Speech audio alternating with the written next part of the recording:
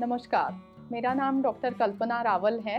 मैं पिछले 14 साल से सह्याद्री हॉस्पिटल्स के साथ कंसल्टेंट साइकियाट्रिस्ट के तौर पे काम कर रही हूँ। आज मैं चाहती हूँ कि साइकियाट्री, ये जो मेरी ब्रांच है, इसके बारे में आपसे कुछ बात करूँ। अक्सर साइकियाट्रिस्ट को लोग समझते हैं कि वो सिर्फ दिमागी बीमारियों का इलाज करते हैं, और हम काफ़ी बार साइकियाट्रिस्ट नाम सुन के ही थोड़ा सा कतरा जाते हैं, थोड़ा सा डर जाते हैं, सहम जाते हैं। लेकिन आजकल के दौर में साइकियाट्रिस्ट की ज़रूरत काफ़ी सारे लोगों को पड़ती है, और इस डर की वजह से सिर्फ साइकियाट्रिस्ट के पास ना जाना पड़े, इस वजह से काफ़ी सारे लोग बहुत सारी परेशानियों का सामना करते रहते हैं। तो थोड़ा सा अगर हम इस बारे में जानें तो हो सकता है कि हमारा शरीर और हमारा मन दोनों स्वस्थ रखने के लिए हमारे जैसे साइकियाट्रिस्ट आपकी मदद कर सकें। अक्सर देखा जाता है, जैसा मैंने कहा, कि हमको पागलों का डॉक्टर समझा जाता है, और इवन हमारे हॉस्पिटल के कलीग्स कभी कभी हमको कहते हैं कि मैडम आप क्या काम करती हैं, आपके पास किस तरह के पेशेंट्स आते हैं और किन किन समस्याओं में आपकी मदद हो सकती है, आप काउंसलिंग करती हैं। तो पहली बात तो ये कि मेरे पास आने वाले 60 से 70% क्लाइंट्स ये ज़्यादातर एंग्जाइटी, डिप्रेशन या स्ट्रेस रिलेटेड जो भी तकलीफ़ें हैं उनसे जूझते हुए आते हैं। सोसाइटी में देखा जाए तो एक्चुअली स्टैटिस्टिक्स के हिसाब से 4 में से 1 आदमी या औरत, मतलब 25% लोगों को एंग्जाइटी या डिप्रेशन होने की संभावना देखी जाती है। लेकिन इनमें से सारे के सारे लोग हमारे पास नहीं पहुंचते। इनमें से कहाँ जाते हैं फिर ये लोग?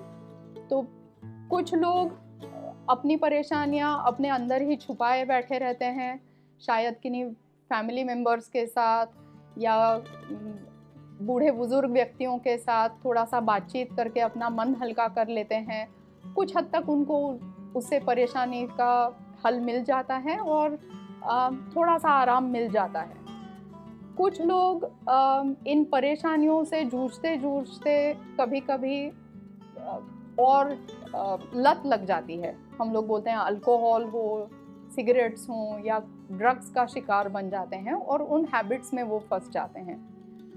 कई लोगों को लेकिन देखा गया है कि इस परेशानी की वजह से, इस एंग्जाइटी, डिप्रेशन या स्ट्रेस की वजह से बाकी और समस्याओं से जूझना पड़ता है, और वो लोग अक्सर दूसरे स्पेशलिस्ट्स के पास दूसरे हेल्थ कंडीशंस को लेके पहुंच जाते हैं।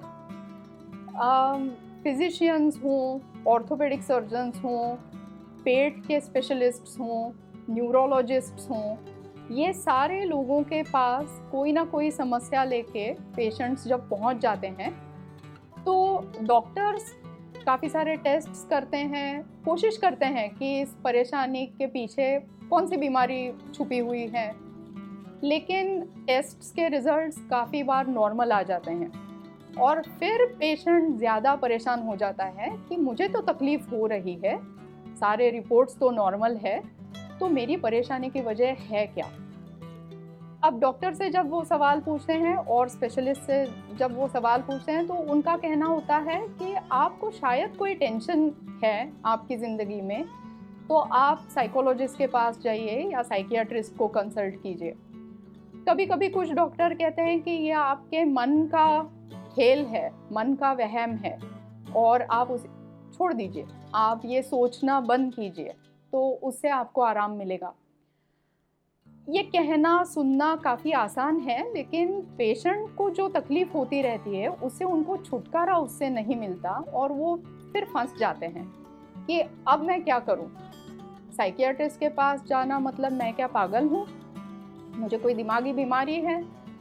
तो ये तो नहीं है, और डॉक्टर तो कह रहे हैं कि आपके मन का खेल है, तो मुझे तो तकलीफ़ हो रही है, तो अब इसका मतलब क्या?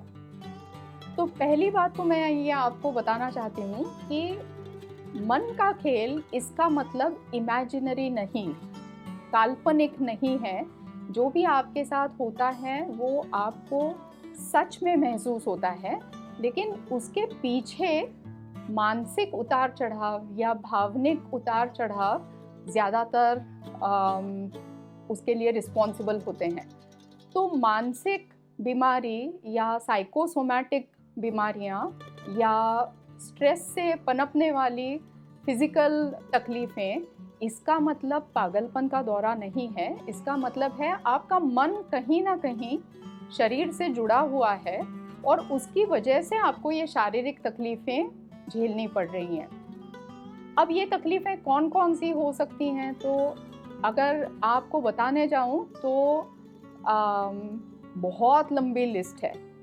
जैसे माइग्रेन के हेडेक्स, सर दर्द होना, नेक में पेन होना, पीठ का दर्द, जोड़ों का दर्द, पेट में दर्द, ये सारे किस्म के एक्स एंड पेन्स हों, या थोड़ा सा धड़कनें तेज़ हो जाना, बेचैनी होना, सांस लेने में तकलीफ़ होना, ऐसे लगना कि अभी मुझे हार्ट अटैक ही आने वाला है और एकदम से डर जाना, बहुत अनईजीनेस होना, सीने में दर्द होना, ये सब हो सकता है।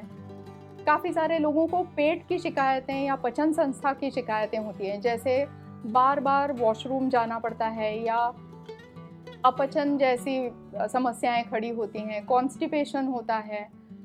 कभी कुछ लोगों को एक पेट में बहुत गैस भरा हुआ है, ऐसी फीलिंग आती है जिसको हम ब्लोटिंग सेंसेशन कहते हैं, कि पेट बहुत भरा भरा और हल्का नहीं लगता, और बस वो समस्या लेके वो काफ़ी डॉक्टर्स के पास घूमते हैं।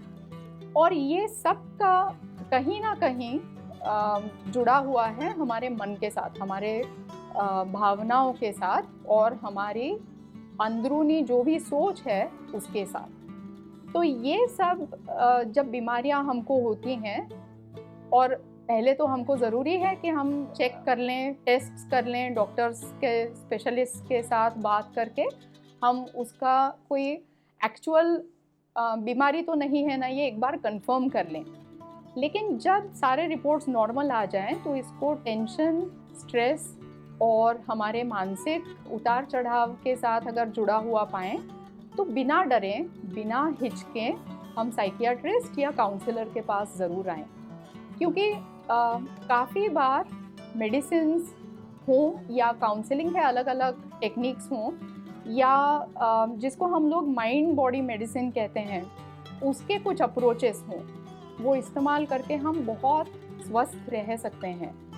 और इनफैक्ट ये सारी बीमारियां जो आगे जाके diabetes, blood pressure, cholesterol, heart attack, paralytic attacks, migraines, कभी कभी एलर्जी की अवस्थाएं, इरिटेबल बाउल सिंड्रोम या urinary problems, cancer, skin infections, skin allergy, psoriasis, ये सारे एक्चुअल बीमारियों में, मतलब जिसको हम डिसीज़ बोलते हैं, उसमें कन्वर्ट होने से पहले अगर हमने कुछ उपाय किए तो हम ज़्यादा लंबे समय तक हेल्दी, पूरी तरह से हेल्दी रह सकते हैं।